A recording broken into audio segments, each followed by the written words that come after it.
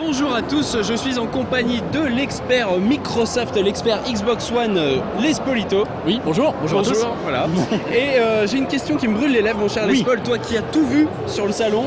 Pas tout sur le salon, mais chez Microsoft, tu as tout vu sur Microsoft. Tu sais tout sur Microsoft.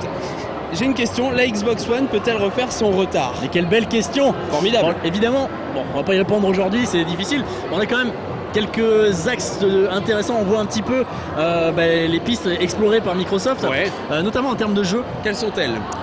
Parce que, voilà, j'allais dire quelque chose, je parlais des jeux. Oui. Il se trouve que voilà, on a un aperçu assez global des jeux à venir sur Xbox One sur le salon. Ils sont pas tous jouables, notamment Quantum Break, moi personnellement j'aurais bien aimé y jouer. Moi aussi, j'aurais bien aimé y toucher. Parce que c'est quand même un des gros jeux de la Xbox One. Super prometteur, Remedy, Alan Wake, Max Payne. Voilà, forcément, on attend beaucoup ce Quantum Break, d'autant qu'il a quand même quelques bonnes idées, notamment en termes de gameplay avec la possibilité d'arrêter le son. Le temps. Je suis très fatigué, il y a beaucoup trop de son autour, donc c'est pour ça je raconte n'importe quoi. Mais bon voilà, quelques idées intéressantes sur Quantum Break. Il y a d'autres jeux aussi qui sont pas jouables. Moi j'aurais bien aimé voir Scream Ride qui a été annoncé sur la conférence. Étant fan de Roller Coaster Tycoon, je me suis dit que avoir des petites attractions comme ça un petit peu encore plus folles, ça aurait pu être sympa. Bon après on sait pas du tout ce que ça va être comme jeu, on sait pas si c'est un Tycoon ni rien, mais bon voilà, ça reste intéressant. Il y a aussi Sunset Overdrive qui est présent sur le salon. Oui, les gens ont peur, on fait peur aux gens apparemment. Et Sunset Overdrive qui moi m'a un petit peu déçu, alors j'ai pas pris en main vraiment, mais à voir, ça fait vraiment brouillon, très fouillis et avec une difficulté très haute. Je trouve pas que ça fasse un bon mix comme ça, mais bon, faut voir, ça se trouve une fois qu'on a le pad en main, c'est beaucoup plus clair. Donc voilà, à voir sur Sunset Overdrive. Ils ont quand même pas mal de jeux à venir sur Xbox One. Oui, voilà, tu as Fable, t'as Halo, Halo Master Chief Edition. Beaucoup d'exclusivité, Halo 5 aussi. Halo 5 aussi. Beaucoup d'exclusivité à venir. En parlant d'exclusivité, on pourrait parler aussi vite fait de Tomb Raider. Oui. Quelque chose d'assez particulier, on n'a pas trop compris ce qu'ils nous ont fait. Au début, ils annoncent que c'est une exclusivité, finalement, c'en est pas une. Ils ont joué un petit peu sur les mots. J'avoue, je sais pas trop ce qu'ils font là. Moi, honnêtement, je pense qu'ils ont réussi à se mettre un peu tout le monde à dos en faisant ça. Parce que ils ont réussi à se mettre à dos ceux qui étaient fans de la série et qui se sont dit oh zut, je vais pas pouvoir le faire parce que j'ai pas la bonne console. Ils m'embêtent à m'obliger à la prendre. Après ils vont mettre à dos ceux qui disent oh c'est du marketing, ils ont joué sur les mots mais finalement c'est pas une vraie exclusivité. C'est une exclu temporaire, bon. Ça reste quand même quelque chose on va dire d'intéressant pour Microsoft puisqu'ils vont avoir des exclusivités dans de très gros jeux pour Noël, et on sait qu'il y a beaucoup de gens qui achètent à ce moment-là de l'année.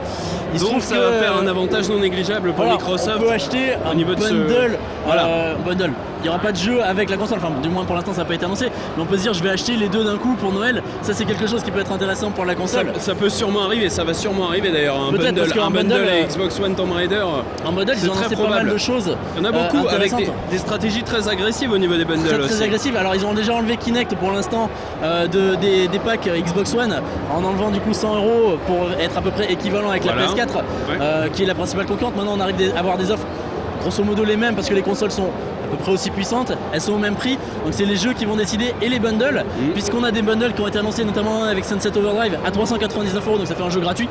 Donc là on a quelque chose qui est très compétitif, plus intéressant que ce qu'on a sur PS4, parce que sur PS4 on est obligé d'acheter au moins un jeu, et là c'est pas un petit jeu, en plus c'est un gros jeu. Il y a un pad Call of Duty Advanced Warfare, un pack Call of Duty Advanced Warfare aussi à 499 €, il est un poil plus cher, mais on a quand même une console avec un disque dur d'1 Teraoctet, ce qui n'existe pas sur PS4 non plus. Ce qui est pas mal déjà. On va dire plus intéressante que ce qui se fait chez Sony, donc ça peut être intéressant. Cela dit, pour l'instant les bundles existent déjà, les bundles à 399 € sans jeu et sans Kinect. Pour l'instant, si on prend les chiffres de la semaine dernière sur VG Charts, je balance mes sources, je suis comme ça, l'effet n'est pas encore visible, puisque la semaine dernière, il y a 3 fois plus dans le monde, il y a 3 fois plus de PS4 qui se sont vendus. C'est surtout marqué en Europe. On a eu 84 000 PS4 contre 12 000 Xbox One. Donc ça fait vraiment une grosse différence, même aux États-Unis. Mais il faut le temps que ça se fasse, le temps que cette annonce, le temps que les bundles fonctionnent déjà, le temps que cette annonce du Tomb Raider fasse son petit effet, que les gens se disent bon, j'ai vraiment envie de jouer à Rise of Tomb Raider le plus tôt possible. Il faut que j'achète une Xbox One. Il faut que tout ça se fasse. Il faut également que les jeux indés sortent en nombre, puisqu'il y a eu beaucoup de jeux indés annoncés sur Xbox One, beaucoup de jeux indés annoncés sur PS4 On attend de voir ce que ça donne. Ouais, on a quelques-uns qui sont sortis, mais bon, voilà, il faut le temps que ça se fasse. Tu as également... il va y avoir une partie réalité virtuelle aussi qui va être intéressante. Réalité virtuelle, voilà. Parce que Sony va avoir son propre casque. Bon, il sera vendu à part en plus de la console, hein, donc c'est pas vraiment une concurrence directe. Non. Mais les gens qui veulent la réalité virtuelle sur PS4 ils vont chez Sony. En auront, voilà. Sur Xbox One, pour l'instant, il n'y a rien annoncé. Il y a eu des rumeurs à une époque. Oui, ça peut avant être le aussi, 3. Ça peut être aussi un argument de vente en faveur de Sony. Donc voilà, reste à voir ce que les gens vont chercher à voir. La Xbox One a quand même un bon retard à rattraper parce que pour l'instant on a eu 5 millions d'Xbox One vendus dans le monde et 10 millions de PS4, c'est ce qui a été annoncé dans la conférence Sony. Donc il y a quand même un retard conséquent à faire. Cela dit, les offres sont maintenant à peu près équivalentes. Ça va être sur les jeux que ça va se jouer.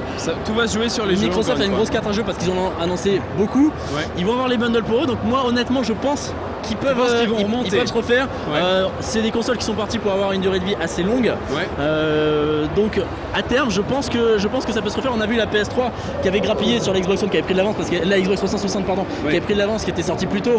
La PS3 a réussi à repasser devant. Pourquoi pas la Xbox One pourrait faire pareil. Bon, après elle va avoir du boulot, ne serait-ce que pour la rattraper, mais je pense que là Microsoft va dans le bon sens. Il y a quelque chose à jouer. Voilà, il y a quelque chose à jouer. Et pour moi, il faut qu'ils continuent à être super agressifs sur le prix et sur les exclus aussi. S'ils arrivent à négocier, visiblement c'est leur truc, négocier des exclus temporaires, c'est excellent. S'ils peuvent négocier des exclus totales, ça peut être encore mieux. Hein. Ah, c'est encore mieux. Mais ça, à mon avis, il y a un 0 en plus sur le chèque. Je pense, oui. Donc bon. Mais en tout cas, moi je pense aussi que ça peut se faire et toute concurrence est saine. On est d'accord. Donc tant mieux. Pour que le marché console aille bien, il faut que les deux acteurs et le troisième également, qui est un petit peu sur un autre terrain. Ils se mettent pas vraiment dans la guerre des consoles Nintendo, mais en tout cas intéressant d'avoir une autre dans la guerre des consoles. C'est important que les deux se portent très bien et que les deux aient quelque chose d'intéressant à offrir. En tout cas, je te remercie, mon cher Les Paul, tu as bien répondu. Je suis fier de toi, tu as bien révisé. Et en tout cas, on vous remercie de nous avoir suivis. On vous dit à très bientôt sur jeuxvideo.com pour de nouveaux reportages, toujours en direct de la Gamescom. Salut tout le monde. Salut.